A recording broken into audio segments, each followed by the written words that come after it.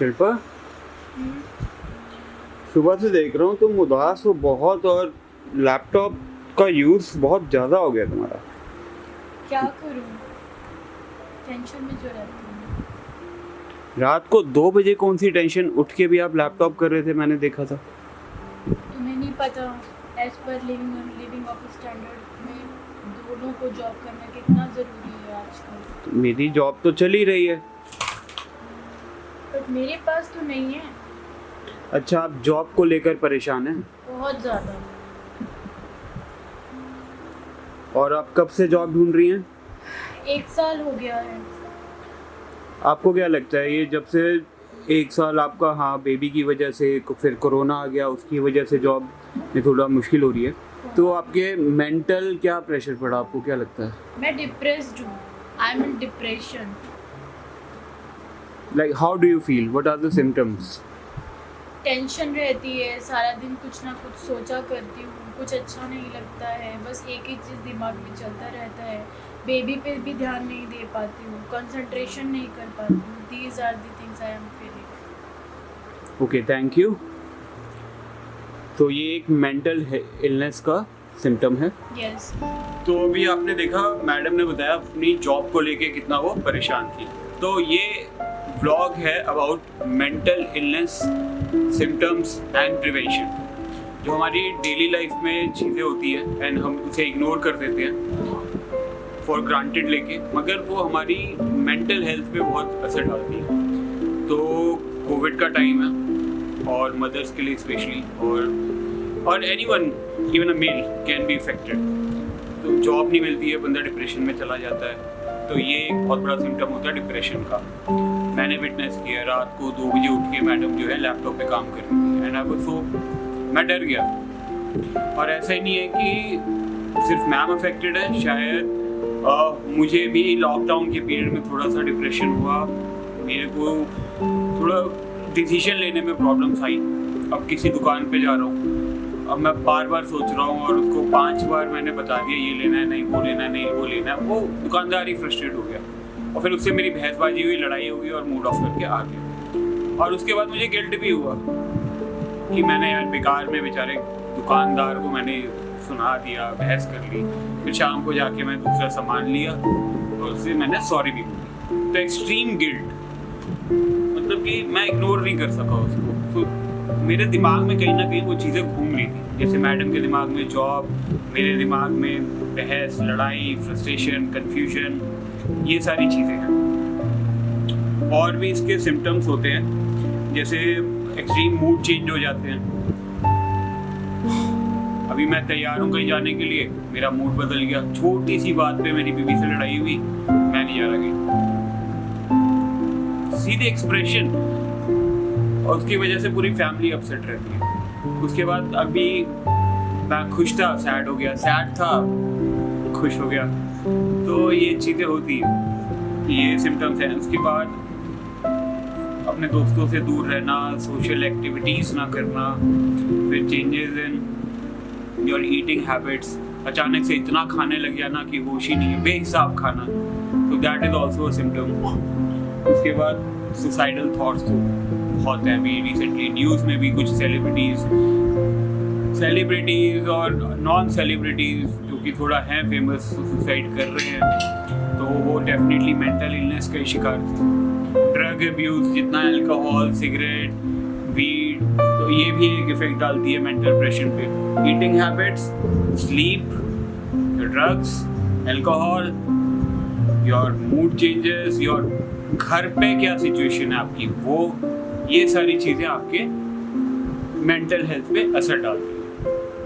और अगर आपके घर में बेबी है, बच्चा है, तो फिर तो आपको बहुत सतर्क रहना होगा, क्योंकि जैसा ही माहौल घर पे रहेगा, हस्बैंड फ्रस्ट्रेट रहेंगे, बीवी अपसेट रहेगी, थोड़ा सा चिल्लाएंगे, बेबी जो है छोटा है उसको नहीं पता होता, वो अपना मज़े में शाउटिंग करेगा, आप ऑफिस का काम कर रहे हो, फ्रस्ट्रेट हो जाओगे, तो ये सारी चीज़ें असर बेबी पे पड़ेगी। वो टॉन्ट्स मारेगा, बाहर जाएगा और बच्चों से बदतमीजी से बात करेगा, और मूड स्विंग्स होंगे, खाना नहीं खाएगा, डर जाएगा रात को। तो मतलब मैं एक मेंटल इलनेस के चलते इतनी प्रॉब्लम्स हो जाएंगी घर में, इतनी खतरनाक बीमारी है ये दिखती नहीं है मगर है। और मेंटल इलनेस का मतलब ये भी नहीं है कि आप इतना बीमार हैं या डिप्रेशन में या कोई आप सोसाइटी से अलग एक पर्सनालिटी है, नहीं। Everyone in the world goes through just like BP, sugar. Mental illness भी वैसी है कि अपने ऊपर लाइफस्टाइल चेंज करके इसे ठीक किया जा सकता है। तो डरने की कोई बात नहीं है। अगर एक दिन सैड है तो दूसरा दिन हैप्पी भी होगा। It just you have to identify yourself. अगर आप अपनी मेंटल इलनेस पहचान गए फिर आप बीमार नहीं, क्योंकि आप उसको जानते हो, आप उसको ठीक कर पाओगे। तो let's collaborate and let's see what we can do to fix it. तो अभी हम देखेंगे आइडेंटिफाइंग मेंटल हेल्थ। तो कैसे पहचाने अपने मानसिक संतुलन को। तो आप अगर गूगल पे मेंटल हेल्थ के रिगार्डिंग कुछ भी लिखेंगे, identifying mental health, identifying depression, तो आपको गूगल पे बहुत सारी इंफॉर्मेशन मिलेगी। अगर मैं लिखता हूँ आइडेंटिफाइंग मेंटल हेल्थ, तो आपके डिसऑर्डर सिम्टम्स, तो ये आपको साइंटिफिक नाम डॉक्टर्स जैसे बताते हैं वो आपको बता देगा। तो ये आप घर पे भी चेक कर सकते हो कि जैसे क्लिनिकल डिप्रेशन है तो इसका मतलब होता है कि आपको सैडनेस है या किसी चीज़ में लॉस ऑफ इंटरेस्ट हो गया है, आपको मज़ा नहीं आता किसी काम करने में। एंग्जायटी है आपको। अब एंग्जायटी क्या होती है? स्ट्रेस, मतलब अलग सी आपको घुटन हो रही है, तो उस घुटन को एंग्जायटी डिसऑर्डर बोलते हैं। बहुत स्ट्रेस होता है नौकरी के रिलेशनशिप के लिए, काफ़ी इसके कारण हो सकते हैं। बाइपोलर डिसऑर्डर क्या होता है? तो बाइपोलर डिसऑर्डर जैसे आपको नींद की कमी हो जाती है, फिर आपको इल्यूशंस दिखने लगते हैं, आप सोचते कुछ और हो लेकिन प्रैक्टिकल कुछ और होता है, तो उससे आप उदास हो जाते हो। तो बहुत सारे मतलब आपकी एनर्जी लो हो जाती है। तो ये सारे बाइपोलर डिसऑर्डर्स होते हैं। अब बहुत इरिटेशन होती है आपको छोटी चीज़ों से। उसके बाद बिहेवियर आपके बहुत चेंज होते हैं, गुस्सा आपको बहुत आता है, तो ये एक मोस्ट कॉमन डिसऑर्डर है। फिर डिमेंशिया, जो कि भूलने की बीमारी होती है, या फिर आप सोशल सर्कल नहीं रखना चाहते।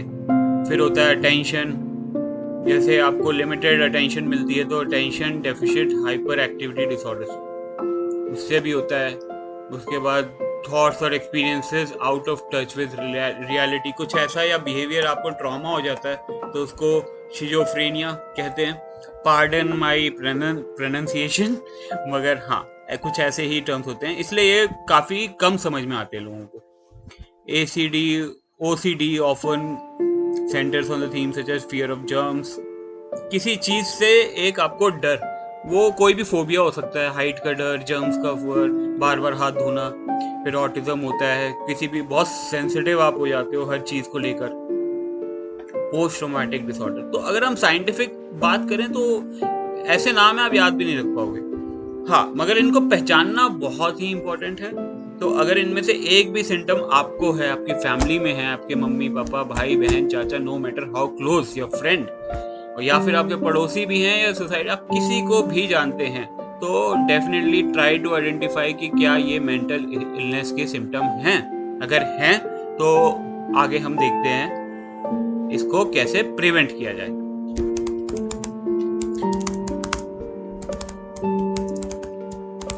Prevention of mental health.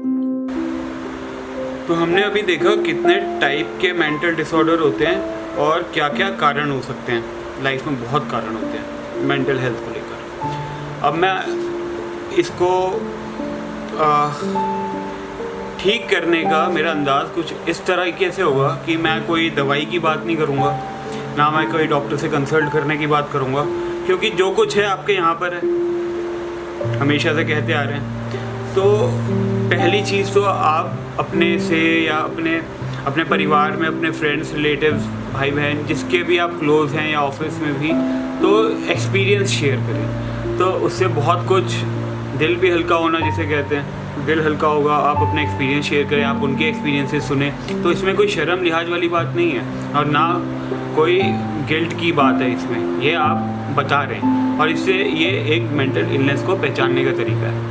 तो शेयरिंग, अब जैसे मैं करता हूँ आपके साथ, अब कहने को तो मैं ये ब्लॉग बना रहा हूँ, मैं अच्छा खासा ओके हैप्पी दिख रहा हूँ, मगर कोई कहीं ना कहीं मेरे अंदर भी फ्रस्ट्रेशन है। मैं इस चीज़ से परेशान हूँ कि मेरे अंदर कैसे ये बिहेवियर आ गया। मुझे अभी रिसेंटली शुगर हुआ था, अब वो ऐसे चेंज हुए हैं कि मैं छोटी छोटी बात पे फ्रस्ट्रेट हो जाता हूँ। कभी घर पे लड़ लेता हूँ, कभी बच्चे को डांट देता हूँ, कभी रास्ते में अगर मैं गाड़ी चला रहा हूँ तो ट्रैफिक इतना होता है और बदतमीज़ी से गाड़ियाँ चलाते हैं लोग, तो वहीं फ्रस्ट्रेट हो जाता हूँ। और डेफिनेटली हर कोई होता है, तो इसको इग्नोर नहीं करना है, बजाय इसके कि बाद में जाके कोई बड़ा इलनेस बने, डिप्रेशन में आप चले जाएं। इन चीज़ों को पहचानिए। अब मतलब कोई कैसे भी दिख सकता है, लेकिन एक्सपीरियंस शेयर करने से ही पता चलेगा, चाहे वो जैसा भी दिखे, चाहे वो खुश क्यों ना। अब मेरा एक्सपीरियंस, मेरा ब्रेकअप हुआ था, काफ़ी साल हो गए अब तो, बहुत बुरा फेस था, मौत से बुरा डिप्रेशन था। तो ऑब्वियसली लड़की का चक्कर बाबू भैया, मगर हाँ ऐसा डिप्रेशन भगवान ना करे, तौबा किसी को हो। तो मैं ठीक कैसे हुआ उससे, तो मैंने खुद ही रिज़ाइन कर दिया था। उसके बाद अपना सेल्फ बिजनेस, कभी कहीं खड़ा हूँ तो पता नहीं कहाँ खड़ा हूँ, किससे बातें कर रहा हूँ, हर किसी को बता रहा हूँ, और बस खुश हूँ तो हंसे जाता हूँ, दुख है तो दुख ही है मेरे को। तो मैं बहुत परेशान था, इतना डर गया था कि मैंने दारू तक छोड़ दी थी। अब तो बिल्कुल ही छोड़ दिए बिकॉज ऑफ हेल्थ। एंड हाँ, उसको मैंने ठीक कैसे किया, तो आई फॉलोड बुद्धिज़्म। आपका कोई भी एक आप ले सकते हैं मेथड अपने डिप्रेशन को ट्राई करना है, सबका अलग होता है। मेरा तो ये था डिटैचमेंट, कि मैं कैसे डिटैच करूँ। ये अटैचमेंट की वजह से हुआ डिप्रेशन, रिलेशनशिप, और मैं डिटैच करके इसको ठीक हुआ। I quit my smoking, drinking, धीरे धीरे कोई और, मैं बस डिटैचमेंट फॉलो करा। मैंने जो चीज़ मुझे बुरी आदतें थी उनको मैंने छोड़ा, 5 दिन, 10 दिन, 15 दिन, धीरे धीरे धीरे धीरे वो भी डिटैच हो गई।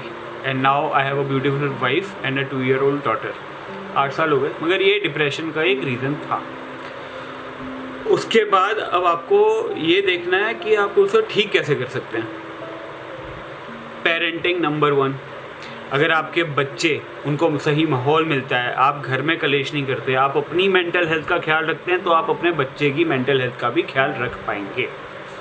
तो पेरेंटिंग इज़ मोस्ट इम्पॉर्टेंट। उसके बाद आता है लेस यूज़ ऑफ मेडिसिन। तो अगर कोई कहता है ये डॉक्टर से मिलो, दवाइयाँ लिख देता है, ये डिप्रेशन ठीक हो जाएगा उससे, तो नहीं, क्योंकि सब सोच का खेल है। आज तक दिमाग में बहुत कुछ है यार, साइंस नहीं जान पाई, तो सब दवाइयों का खेल नहीं है, सब सोच का खेल। फिर ग्रूमिंग,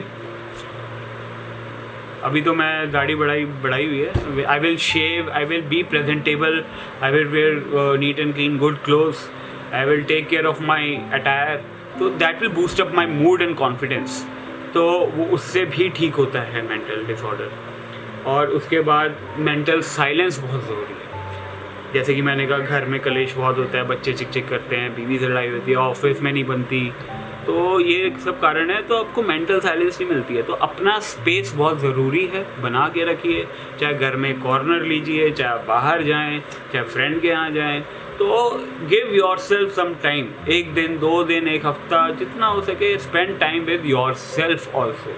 एक बुक ले जाएं, पढ़ें, नहीं तो आप कुछ भी कर सकते हैं, घूमने जा सकते हैं, कोई भी फोटोग्राफी, वीडियोग्राफी, व्लॉगिंग, नहीं तो painting, art, there are action, dance, तो आप कराटे, कुछ भी, जिमिंग, कुछ भी आप हॉबी अडॉप्ट कर सकते हो। हॉबी अडॉप्ट करना बहुत इंपॉर्टेंट है, जिससे आपका दिमाग ऑक्यूपाइड है, 24 घंटे फालतू की चीज़ें ना सोचें।